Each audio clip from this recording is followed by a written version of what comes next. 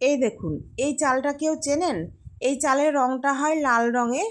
আমরা ছোটোবেলায় এটাকে বলতাম লাল চাল, আর এমনি এইটাকে আমরা আউশ চাল নামেই জানি। তো এই চালটা দোকানে বিক্রি হচ্ছিলো দেখে ওর বাবা নিয়ে এসেছে খাবে বলে। তা আমার বাবার বাড়িতে এই চালের ভাতটা আমি প্রায়ই খেয়েছি, আর এটা সেদ্ধ ভাতই খেয়েছি। কোনো দিন এমনি ডাল তরকারি দিয়ে সেভাবে এই ভাতটা কোনো দিন খাইনি। যখনই করতো দেখতাম, মানে এটা আলু সিদ্ধ, ডাল সিদ্ধ, মাছ ভাজা কি ডিম সিদ্ধ এই দিয়েই খেয়েছি। তো সেই মতোই আমি আজকে রাত্রিরে করে নিয়েছিলাম আলু সেদ্ধ, ডাল সিদ্ধ আর মাছ ভাজা ভাত। তো এই দিয়ে এই ভাতটা খেতে দুর্দান্ত লাগে। আমি ভাত করার সময়তেই লবণ দিয়ে দিয়েছিলাম। আর যারা মানে তখন দেবেন না, পরে লবণটা নেবেন, আবার ঘি নিলেও এতে বেশ ভালো লাগে খেতে।